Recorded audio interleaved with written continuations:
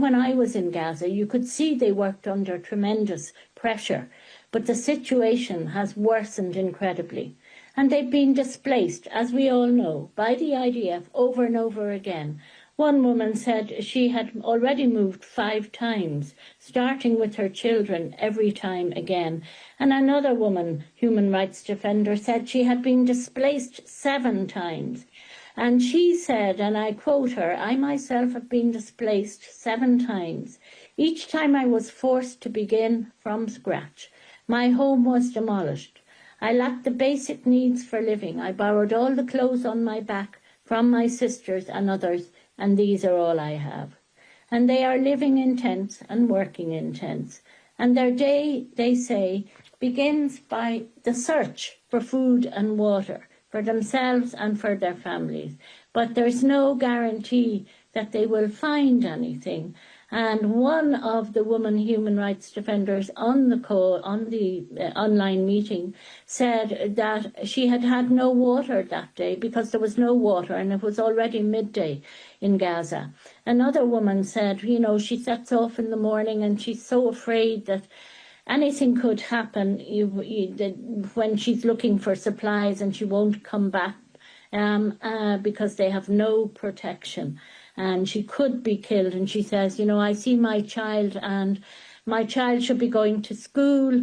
My child should be playing football. Instead, he's hanging around dead bodies. They are very near the killing of, as Irene was talking about, the killing of journalists, and I regard journalists and medical doctors and health workers as human rights defenders in Gaza. One of them was in the tent where Anas al-Sharif, the journalist, was killed by Israel on the morning of his killing. And their work is tiring and cumbersome and very risky. In order for a lawyer or a researcher to get from point to B, they have to find a donkey if they're lucky, or else walk for hours with Israeli planes and drones overhead, they said. And they are all doing their work hungry or starving. Like everyone else, you can't get food because it isn't there. Instead, there is hunger and malnutrition, and the effects are mental as well as physical. One woman defender told me she no longer recognizes herself in the mirror. She has lost so much weight. And another man defender told me, the words we have are no longer, and I'm quoting him, sufficient to describe the situation. Once people have lived through hunger and starvation, after you, your children and your wife have lived through them, they have a real taste after you have struggled to secure even the basic needs for your loved ones. So moving on to the risks that they are facing on the ground, and as we know, these are extreme. Many have been killed by Israel already, and that is the risk that they face every day. That is what the defenders are talking about when they say they fear to make it home after their day's work. This is targeted killing and random killing, and Israel has absolutely no regard for civilians if they are Palestinian. Mr. Ihab Marwan Kamal Faisal, Ms. Noor Nasser, Abdul Al-Noor and Ms. Dana Yagli, all human rights defenders with the Palestinian Center for Human Rights, were killed by Israel in separate airstrikes in February 24 and January 25. And these are just 3 examples. Mr. Faisal was killed with his wife and 2 daughters, aged 6 and 3. Miss Abu Al-Noor was killed along with her little 2-year-old daughter, her parents and 4 siblings. And Miss Yagi was killed along with 37 members of her family. These are horrors, and yet the United States, Germany, the UK and so many other states keep supporting what Israel is doing. And when I spoke with these human rights defenders in Gaza, one of them made it very clear. We are all on death row in Gaza now, they said. They've absolutely no protection. On the funding situation, of course there's not enough funding. Human rights defenders are barely meeting their basic needs, if they are being met at all. The sanctions imposed by the US on Palestinian organisations, which are completely baseless, and a clear attempt to stop the defenders doing their work, has made the situation all the more difficult. Al-Mizan, Al-Haq, the Palestinian Center for Human Rights, Adamir, these groups have been doing essential work for decades. They are being targeted, as they have been for years, because they are building a path to accountability for the crimes Israel has committed against Palestinians.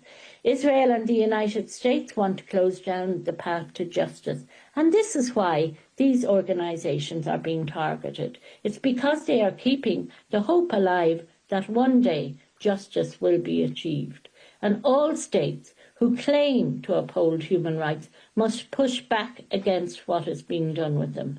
And there must be more funding, increased funding for defenders on the ground. With more support, they could do more, collect more evidence of what has happened, better document the crimes, and they would contribute to upholding international law, which all states say they support. And finally, just to say what they all, because I asked, each defender on that call was asked the same questions by me, and one of the questions was what they are calling for. And what they said is they are calling for an end to genocide being committed by Israel in front of the eyes of the world. They are calling for an end to the famine Israel has created, to the blockade of Gaza, and they are calling for justice for all victims of human rights violations. Thank you. Thank you, Ms. Lawler. Our next speaker will be the independent expert on international order, Mr. Katrougalos. You have the floor. Thank you very much for the invitation. I would like to start reading you a short excerpt by a recent article in Haaretz of the renowned Israeli diplomat, minister, historian Shlomo Ben-Ami. He used to be pivotal also in the Oslo Accords. He writes, Israel, I quote, is committing atrocities that may remain a mark of Cain on the forehead of the Jewish state for years to come. Is it possible that the people who endured the Holocaust are now committing the most heinous of crimes, genocide, against their neighbors? I understand, of course, the question as rhetoric. Already Francesca presented us the hard numbers about the ongoing, online, before the eyes of all the world, genocide in Gaza. The civilian victims, of whose the vast majority, more than 75%, are women and children. Mary and Irene presented us other dimensions of this tragedy, the fate of the freedom of expression, journalism, the fate of the human rights defender. But there is another victim besides the crimes committed in the West Bank, the genocide in Gaza. The international legal order is now being undermined in the Middle East. There is an unraveling pattern of unlawlessness by the multiple attacks of Israel against almost all its neighbors and also some of non-neighboring states like Iran and Qatar.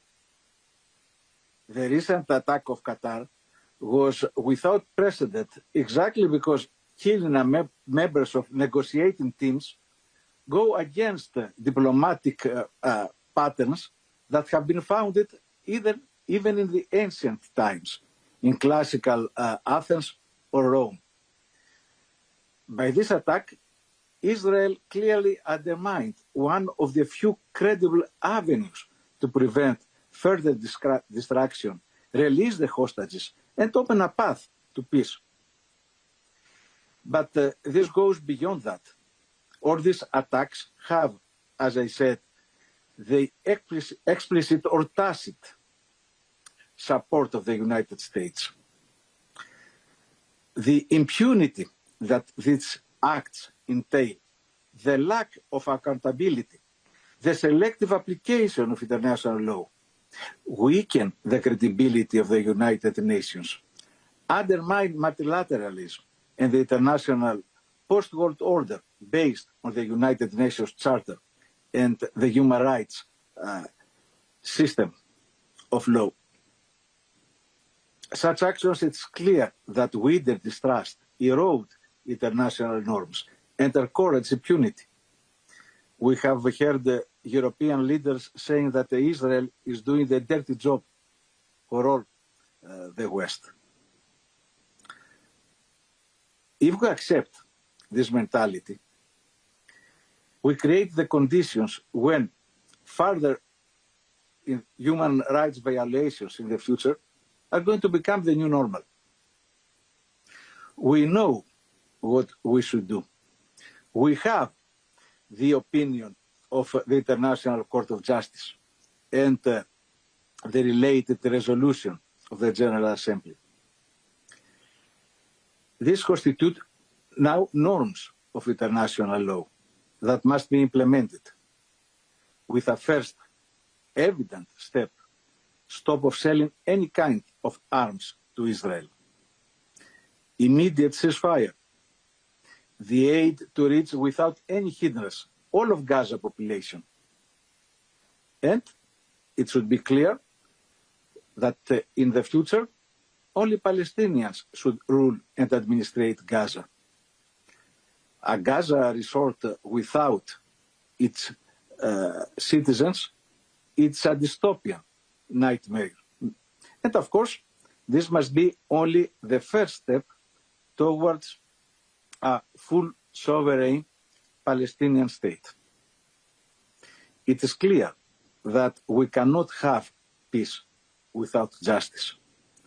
And now it is on us, the whole humanity, not just to follow passively in our screens the genocide, but put a stop to it. Thank you. Thank you, Mr. Katrougalos. The experts will now take questions. Please state your name and organization before asking. And since we have 4 speakers, I'll also ask you to please indicate to which expert your question is directed. Okay. Thank you very much to everybody for this briefing. Olivia Lepoidova from Reuters. I have 2 questions, if I may, for Ms. Albanese. I just want to understand, just firstly, what brings you to Geneva, and if you've met with anybody in particular today during your time here.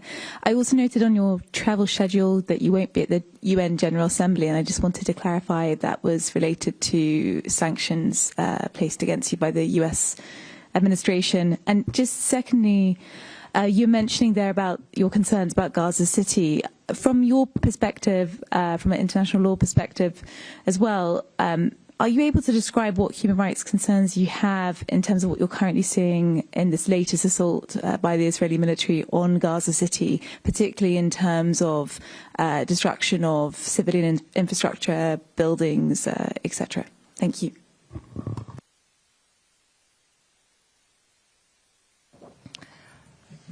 It's interesting that the first question you asked me is about my travel schedule, which I'm not going to share.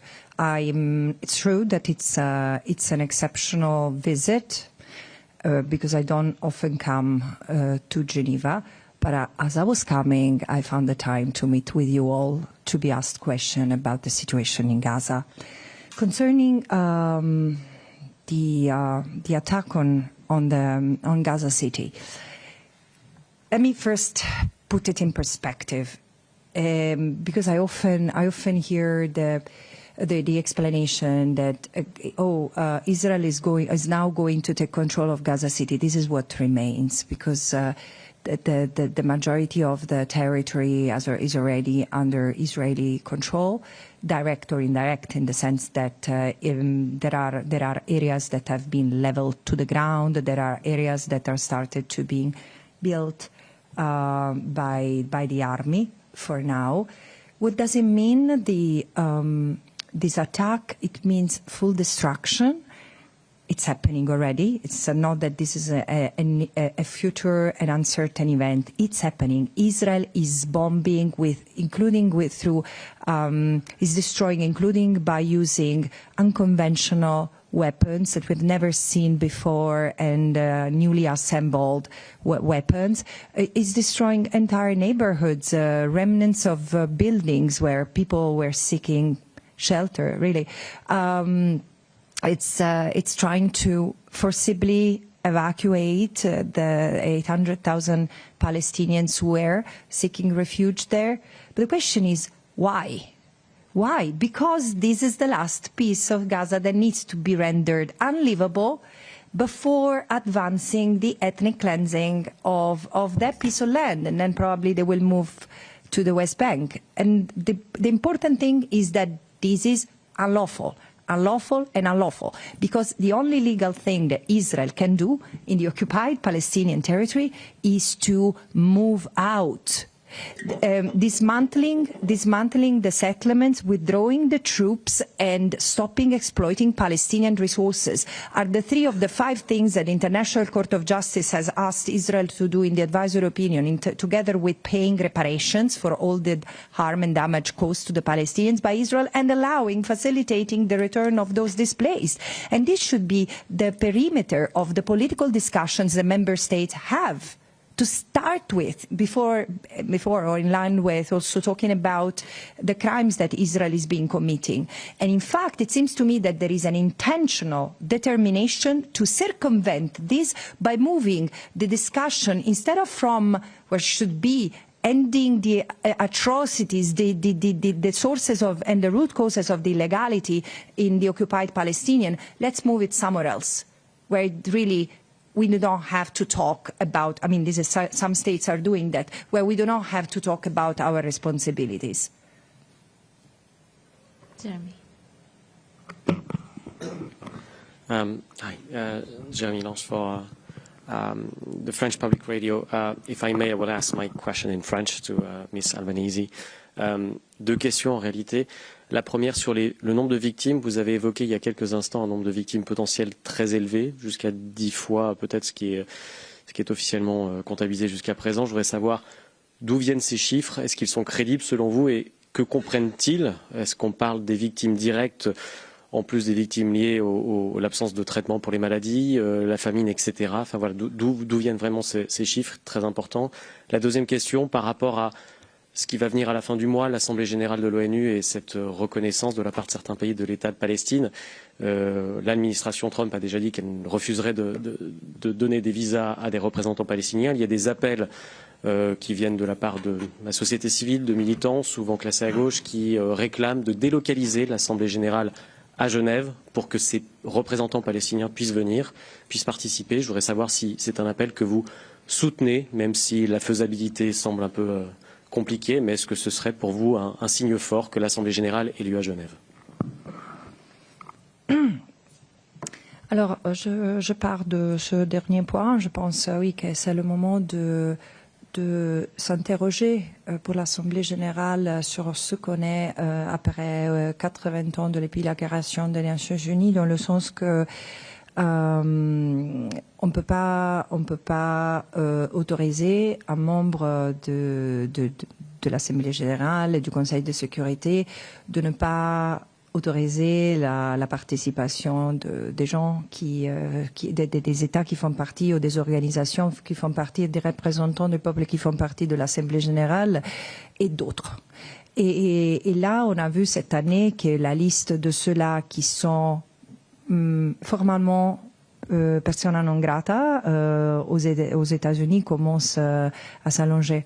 Je pense que avant de penser, d'essayer de bouger l'Assemblée générale et tout, que c'est pas une mauvaise idée, c'est-à-dire c'est pas à moi de le dire, mais c'est le moment de aussi considérer que le monde est fait par 193 pays.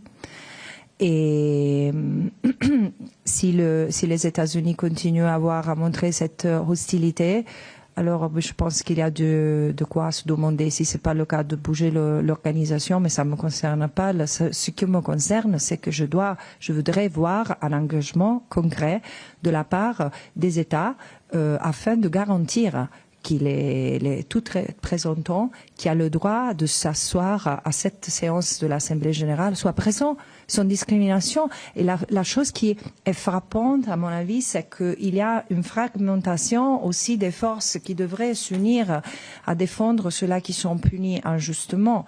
Et voilà. Je sais qu'il y a des propositions aussi de tenir la séance de l'Assemblée générale hors de New York. Évidemment, ça n'a pas passé. Les chiffres que j'ai mentionnés, en fait, viennent de différentes sources. Il y a le Lancet, il y a des chercheurs israéliens qui ont aussi posé ce chiffre. Ça vient de différentes sources. En fait, un, c'est le calcul de ce qui a été détruit à Gaza et la capacité si je comprends bien les statistiques, de contenir. C'est une étude sur combien de gens apparaissent être présents à Gaza, confirmée par contre par des documents relâchés au leaked par l'armée israélienne, mais aussi ce qui pourrait être être causé par les frappes, surtout les frappes c'est-à-dire ces morts à cause des traumas, à cause de destruction de bâtiments et tout ça. Il y a l'opportunité, est-ce que j'ai la possibilité de vérifier ces chiffres, pas toute seule, mais bien sûr, ça c'est quelque chose qui nous tous, on est en train de faire, mais on est vraiment dans l'impossibilité parce que les gens présents à Gaza, les organisations présentes à Gaza sont de moins en moins et Gaza s'est détruite à un point que c'est aussi difficile faire une estimation. Ça va prendre des années pour vérifier, comme ça se passe encore au Rwanda, en Bosnie, de vérifier, de récupérer tous les restes humains de cette catastrophe. Mais c'est-à-dire une chose dont je suis absolument sûre aussi en étudiant la croissance et l'intensité des morts par rapport aux frappes, c'est que depuis longtemps, on a les sources sur place, soit palestiniens, soit non gouvernementales, internationales et Nations Unies, n'ont plus la possibilité de compter tous les morts. Alors les 64 000 qu'on continue à citer sont ceux-là qui ont été vérifiés. Mais c'est clair que c'est une très forte sous-estimation.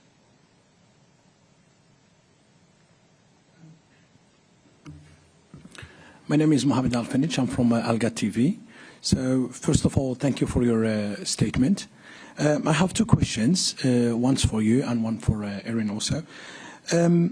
According to our reporter, Alga TV in Gaza, we have some local reporter there. Today, just till this moment, 41 people being killed in Gaza, 28 in the city of Gaza and north of the Gaza Strip, 12 on the south of the Gaza Strip, and 1 on the middle of the Gaza Strip. So, and I'm sure by the end of the day, you're going to reach more number. Mike, you mentioned a lot in your report, and it was clearly mentioned what's happening in Gaza. But what do you think it should be done? I came from London, and we see daily basis British government said they need ceasefire immediately. European Union also, United Nations. And they're asking Israel to do the ceasefire. Israel is not responding. It's not. So it's any other tools. We can make ceasefire, according to your experience or your own opinion. And my question to Irene, you said the journalism is being scared and the story being killed before even the journalism start. And we know the situation as journalists, when you're working in that kind of field, how you can make the statement, how you can be, either you look after yourself or you tell the truth. And what we can do, or what you can do to protect the journalists in Gaza. Thank you. As I said, the international law is of extreme clarity when it comes to the situation in the occupied Palestinian territory. I really don't know what else can be said? Because I don't think that member states do not understand. They just don't want to do what we are all, the human rights community, reminding them they should be doing, because there is an obligation not to aid and assist, not to aid and assist in any possible ways a state which is committing international wrongdoing. There are, and this is where we need to go next, when this is persistent, when this lack of compliance with international law becomes widespread and systematic, it results into sustaining, enabling the illegal act. So what should be done? Arms embargo, which means no trade in arms, no buying, no selling parts or arms in full, not directly, not indirectly through another state. This is the first thing that member states should have done already last year when International Court of Justice recognized the risk of genocide, and then, in the case of Nicaragua versus Germany, reminded member states of their obligation not to transfer weapons to a state which might be committing violations of international humanitarian law, meaning war crimes. And it's clear that Israel is, I mean, you can say that really closed eyes that Israel is committing war crimes. How? Because Israel was already committing war crimes before October 7, the colonies, the blockade, etc. So you see, there has been a level of normalization of the legality that Israel has ended up representing. And now it seems that member states almost don't know how to react and do the right thing, come back to a path of compliance with legality. But then there are countermeasures that member states have to take, and the stopping trade is not just for weapons, it's also for regular commercial activities and businesses. This is what happens when a state commits serious crimes as Israel is doing. And should it not happen, well, there is a need for accountability of the very people who have been giving orders to continue trade and arms transfers toward Israel. The last point is divestment. As I want to remind everyone, as I did with my last report, that we cannot imagine that the business sector, the private sector, from arms manufacturers to tourism industry, banks, pension funds, universities, are allowed to do, are permitted to do what member states shouldn't be doing, meaning aiding and assisting an unlawful endeavor, especially as businesses, by the very fact of interacting with this unlawful endeavor, can be directly linked, contributing to, even causing human rights violations. So this is, again, the human rights standards, international law are very clear. It's clear, equally clear, is that member states tend to violate international law in this context rather than abiding, and so it's time for justiciability. And again, everyone who's been partaking in this endeavor must be held accountable, of course, based on the possibilities of also civil society judges and lawyers on the ground. Yes, you had a question for me. Before I answer your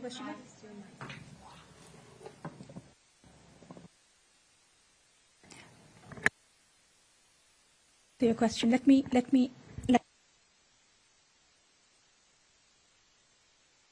Oh, yeah, I think it's all right now. Yes, all right. Yes, I wanted to say that what is the really scary thing about what is happening to journalists in Gaza now is that the killing of journalists is following the pattern of the military strategy of the Israeli Defense Forces. If you look at August, you will see that the killing of Anes al-Sharif took place just as the Israeli army was preparing to invade or re-invade Gaza City. And therefore they killed the team that was there, the journalist team there. So you will see more and more journalists being killed first, and then the army moves in. That is what is happening. Now, that is totally against anything that has ever been written in international humanitarian law about the protection of media in war times. Destruction of the equipment, killing of journalists. Now, this is premeditated killing of journalists. In a non-war situation, it would be plain murder. In a war situation, it is actually a war crime. What can be done about it? I think Francesca has already mentioned about sanctions that member states can put on Israel for committing or as a deterrent against war crimes, arms embargo being an obvious one.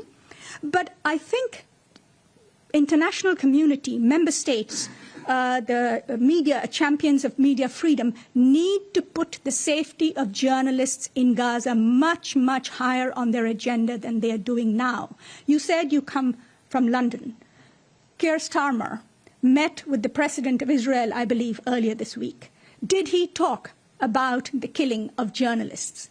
Did he raise that with the President of Israel in terms of accountability, independent investigations? Did he demand that the BBC and other independent media, international media outlets be allowed into Gaza?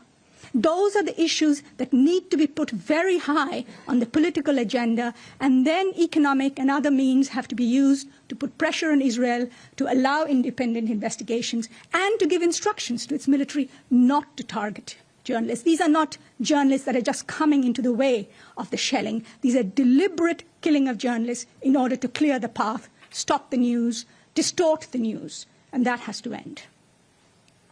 Thank you. I'm going to go to Nina and then Gabriela, and then we have a question online. Okay, thank you. Nina Larson, AFP. Thanks for this briefing. First, for Ms. Albanese, thank you for doing this. I was wondering if you could say a little bit more about the complicity issue when it comes to the U.S. Secretary of State Rubio said today that the U.S. is showing unwavering support for Israel in its war as it continues in Gaza. And you also have, as has been mentioned here, the revoked visas, the sanctions against you and others. So, I mean, could you just say a little bit more about how complicit, I guess, you think that the U.S. is in what you're describing as a genocide? And then also, what do you think the consequences for the U.S. should be for this? And finally, I also had a question. I wanted to ask you how the sanctions have impacted you personally. And sorry, I have just one small question for Ms. Khan. I wanted to ask about, you compared the number of journalists killed in Gaza to a number of other conflicts. What was the conflict before this that had the most journalists killed? Could you provide some more figures on that? Thank you.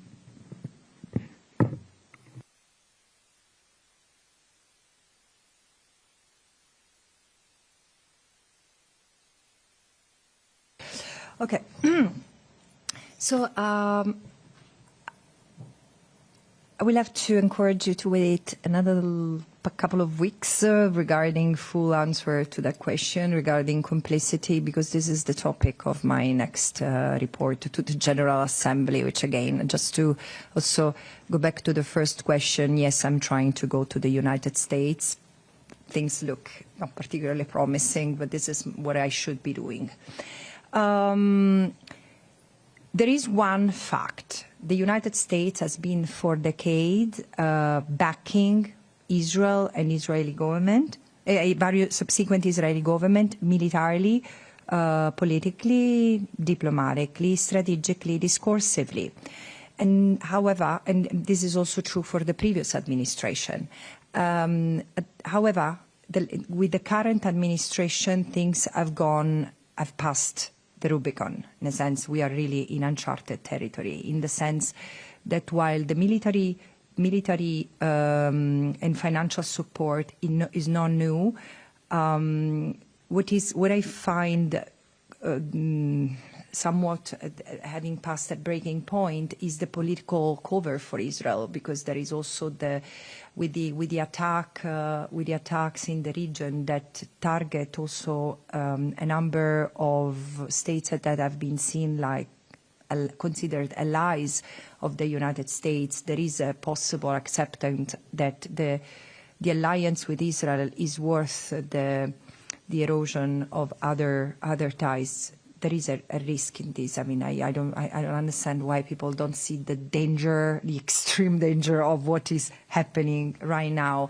But going back to Palestine, what I find what I find extremely, extremely concerning is the incitement, what has changed at the discursive level. Because since February, I said when the Trump administration, when President Trump evoked the image of the Gaza Riviera and hinting the Palestinians should leave, I would say this is the first time that U.S. endorses publicly, making it become a part of the U.S. foreign policy, the forced displacement of the Palestinians. In the sense, clearly they didn't oppose it, but at the same time, they never endorsed it to the point that it became U.S. policy, and this has become more evident, and I think it's wrong. It's wrong. It's legally wrong, morally wrong, and dangerous.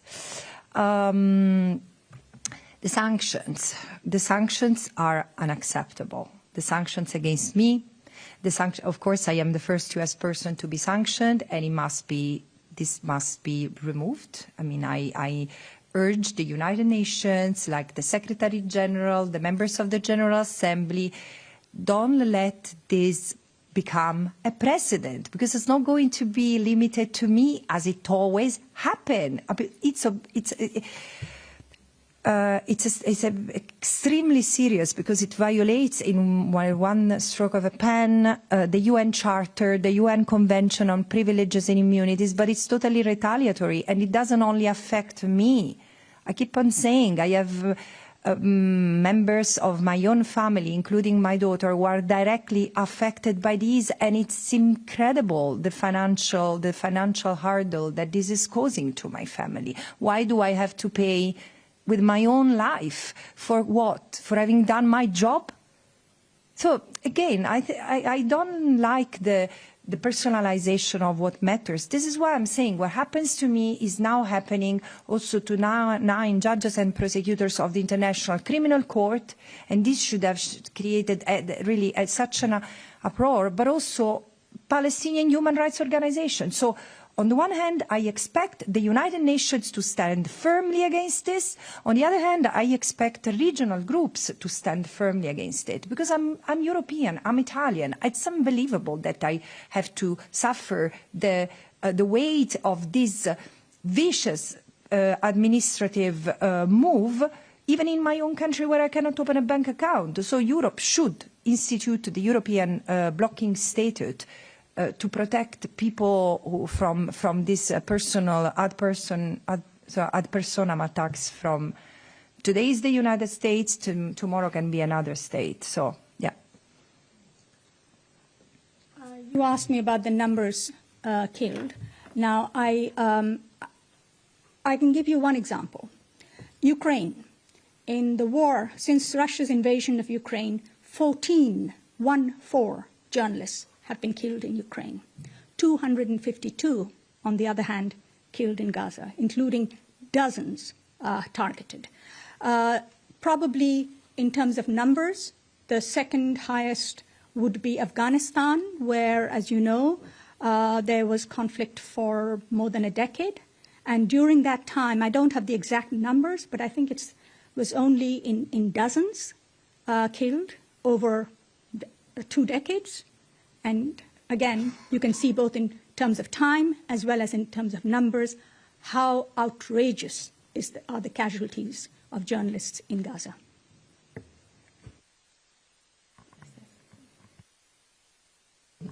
Gabriela, and then Musa. Thank you. Thank you very much. Have some questions. Gabriela Sotomayor, Mexico Proceso. Do you think that Mr. Netanyahu cares about the hostages? Because we were here talking with the mothers of some of them, and they say that they feel abandoned by Mr. Netanyahu in the case of the hostages. That is my first question. Then to Irene Khan, how is the situation of freedom of expression inside Israel, freedom of the press? Because I don't know if young people, women, do they know what Netanyahu is doing to the children in Gaza? I mean, do they know? And then my last questions. My last question is on silence. That is complicit of what is happening. Is there a way to hold accountable a country that is not saying out loud what is happening and condemn it, like USA, for example? Is there a way to hold them accountable? And I think that's it.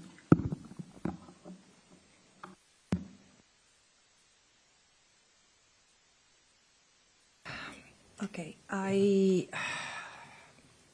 of the many superpowers I have, this doesn't include reading people's minds, unfortunately. So I cannot tell you what ICC wanted Prime Minister Netanyahu has in mind. But however, I fully understand the sense of abandonment of the families of the hostages, because in fact it has proven true over the past years that the hostages could be all brought home through negotiation, brought home alive, without suffering, without enduring the bombing and the starvation. And of course, what has befallen Gaza could not spare the hostages. The moment you curtail the access to all kind of living necessities, this is what happens. You undermine the possibility of survival of your own hostages. So it seems to me that they've been treated as political pawns in this horrible, horrible last 2 years. And when I invoke the end of this of the horror in Gaza, of course, or not in Gaza, in the occupied Palestinian territory, of course I have in mind the millions of Palestinians who are trapped in the Gaza ghetto, but also the dozens of hostages who still remain there. And then, of course, my thought also goes to the thousands of Palestinians who are held hostages by an unlawful occupation in the West Bank, from the West Bank and East Jerusalem.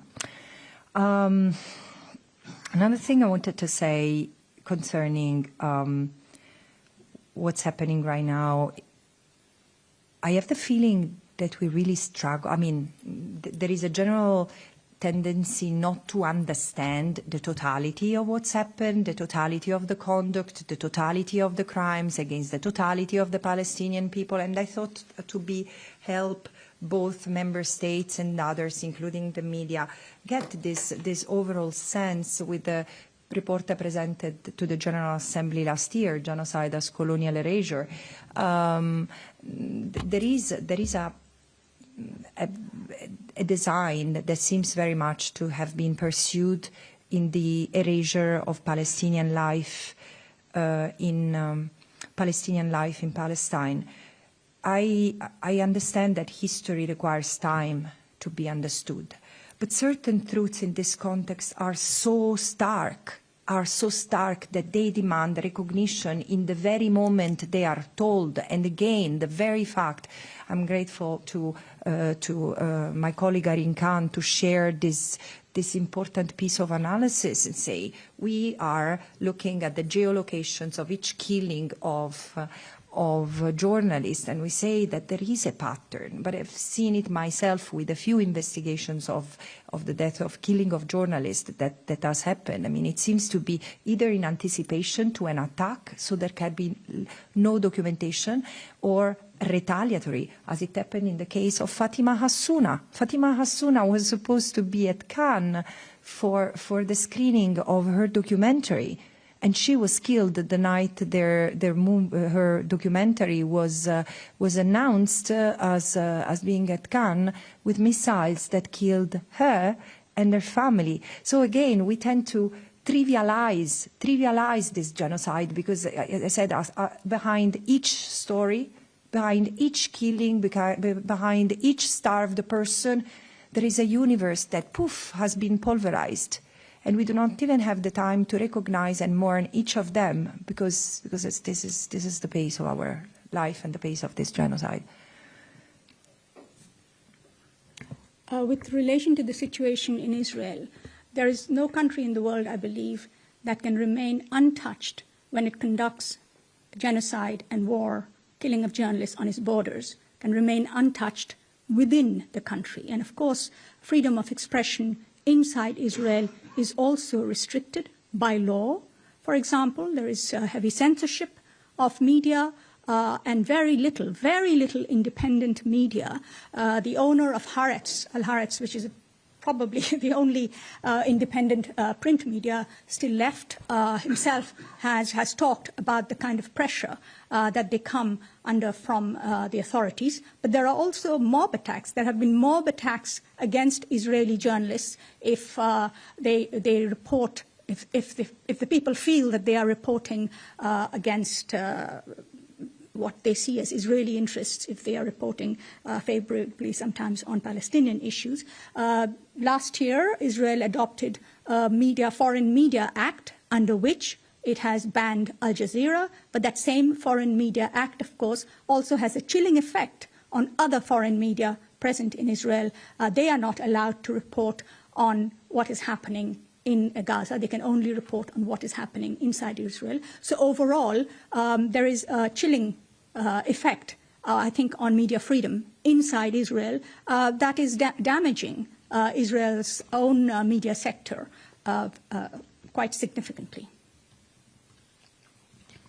Mr. Katrougalos is online. Did you have something to add?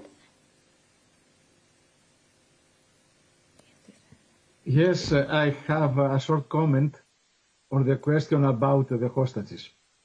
I think a clear indication, if not proof, of the fact that hostages are not a priority for Prime Minister Netanyahu is the recent attack against Qatar.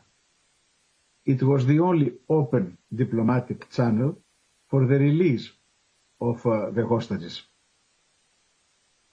I understand that for this reason, understanding that the policies followed now by Israel are against even the long-term interests of this country, we see the appearance of a peace camp.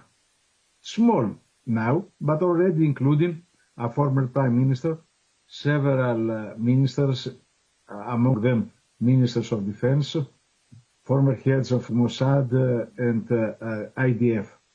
These are neither pro-Palestinian, nor, of course, against the state of Israel, but they realize the impasse, realize that genocide and the perpetuation of raw violence cannot resolve anything, and they understand that the only solution is return to the diplomatic solutions through the United Nations, which are not the house of darkness, as Prime Minister Netanyahu portrayed it during his speech at the General Assembly. Thank you. Thank you. Musa, yes, and then Catherine, and then we have Ravi online. Merci beaucoup, Madame Albanese. Avec l'attaque d'Israël contre les responsables palestiniens à Qatar, je suis là. Alors, avec les attaques israéliennes contre les responsables palestiniens à Qatar, on voit qu'Israël a franchi vraiment une nouvelle étape, et aussi en menaçant Qatar et autres pays, donc ces menaces de Benjamin Netanyahu et autres responsables israéliens, de renvoyer les Palestiniens autrement, avec une menace de faire plus ou moins la même chose. Donc, c'est ce qu'on comprend. Et aussi, ça fait 2 ans que vous et les différentes organisations des Nations Unies, la Cour internationale de la Haye, vous avez sorti des rapports, vous demandez tout le temps un cessez-le-feu. On voit les cessez-le-feu, on n'a pas de cessez-le-feu, mais au contraire, il y a un élargissement de crimes contre Gaza et contre les Palestiniens ailleurs. Est-ce que vous avez peur de ce qui va se passer, donc de cette nouvelle étape? Est-ce que vous avez peur de ce qui va se passer dans les semaines et mois à venir? Et aussi une petite question concernant ce qui se passe en Cisjordanie. On n'a pas parlé de la Cisjordanie. Merci beaucoup. No, I think I did mention what's happening in the West Bank, but the thing is that what's happening in Gaza is so overwhelming and shocking and not acted upon as it should, that it tends to overtake the rest. But look, the situation in the West Bank is being consistently, day by day, daily, bad since I can remember. And in fact, together with other human rights experts, my predecessor and other human rights organizations, Human Rights Watch, Amnesty International, Israeli and Palestinian human rights organizations, everyone was raising the alarm that the West Bank was becoming a powder keg and it would explode because of the level of oppression, extrajudicial killings, the shoot-to-kill policy that had become evident from the soldiers even before October 7. I keep on remembering, I mean, the level of extrajudicial killings in the West Bank was not, I mean, there was not enough attention to this, but 460 Palestinians had been killed during the 6 months. I had been a mandate holder before October 8, before October 2023. And there is one thing that the United Nations in particular should have given more attention to, is the fact that this government coalition, as soon as it installed itself in February 2023, it signed an agreement for the annexation of the West Bank. Large swathes of the West Bank were immediately put under the control of the current finance minister of Israel. And since then, the advancement of the colonial project, being really taking the land and the resources and displacing the Palestinians, so settler colonial has continued and has even accelerated after October 2023, with the result that now the Jordan Valley has been almost emptied of Palestinians. It was home to herders and the Bedouin communities, nomadic communities that have almost entirely left the areas. Those who remain are at serious risk because there are ideological, violent, armed settlers attacking them on a daily basis. And there are only few organizations, which I'm not going to name, in order to protect them. The majority, I mean, from a number point of view, there are dozens of Israeli citizens going to the West Bank in sensitive areas, and some international organizations, but this is the only interposition presence between the soldiers, the settlers, and the Palestinians, who are at critical risk of forced displacement, of being killed, etc. And of course, the economy is collapsing. I do see, and this is why, and with this I will conclude, I do see that there is if we see the destruction of a people as such, through acts of killing, through acts of creation of conditions of life calculated to destroy, and infliction of severe bodily and mental harm, if we see the Palestinians as a whole, I do confirm what I said already 1 year ago, is that the genocide has already leaked out of the Gaza Strip. This is the reality. There is an attempt to destroy the Palestinian as such in what remains of the occupied Palestinian territory with various acts and means.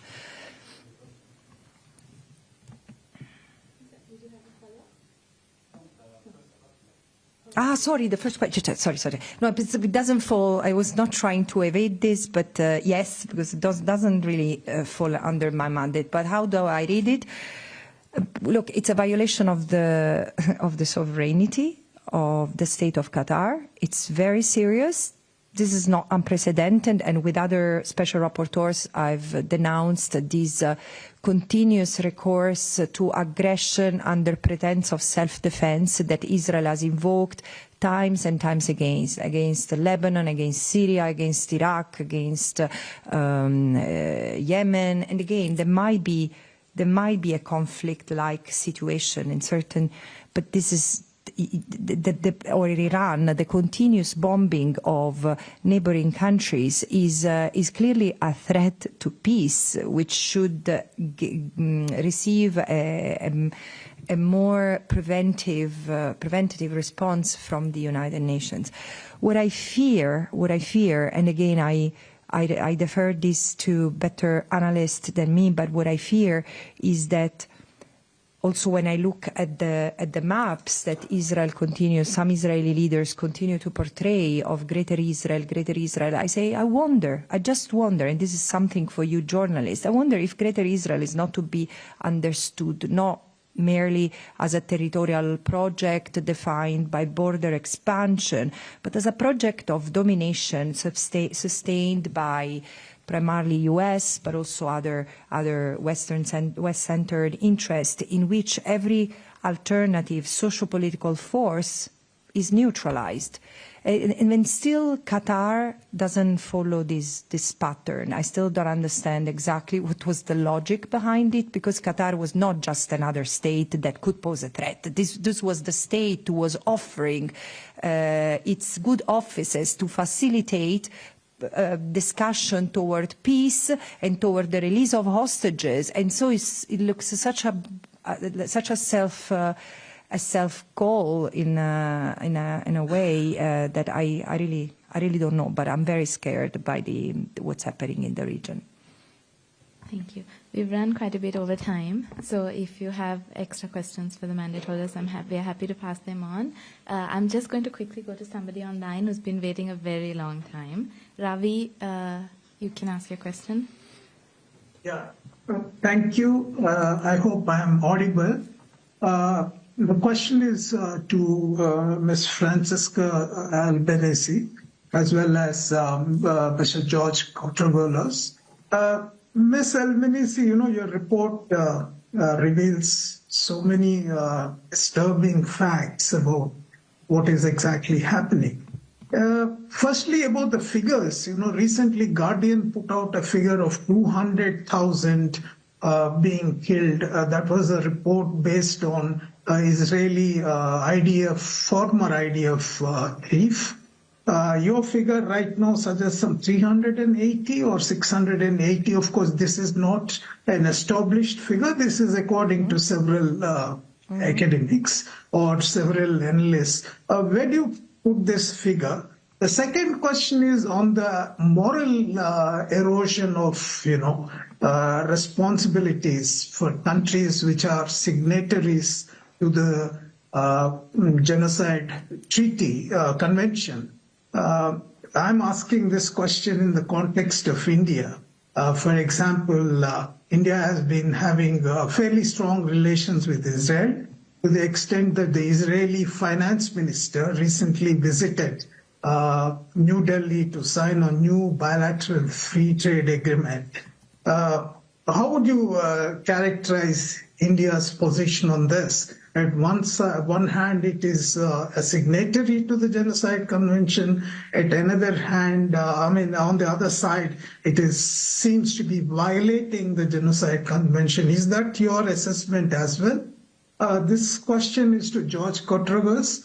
You talked of Shlomo Sand, a historian in the past I used to respect. But what did he exactly say? I could not really understand what you had said.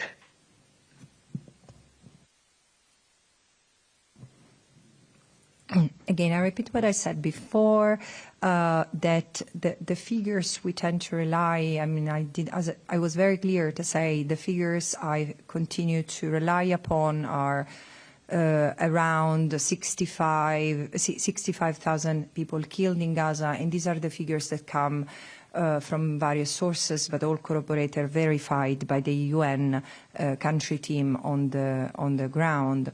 And at the same time, I was saying that I'm worried because it continues to come up, and this comes from scientists, that it comes from medical experts who have been operating in other conflict, and people who have access to to Israeli sources that refer to figures that can go from 300,000 to 600,000. And again, this is scary. It's scary, not because 60,000 is a number that doesn't scare me, but again, there is just also this confusion heightened the urge for this to stop, because There are so many incidents that are apparent. There is this figure that keeps on going around, and unfortunately it's true. There is a classroom of children killed every day in a day that is good, is normal, and is quiet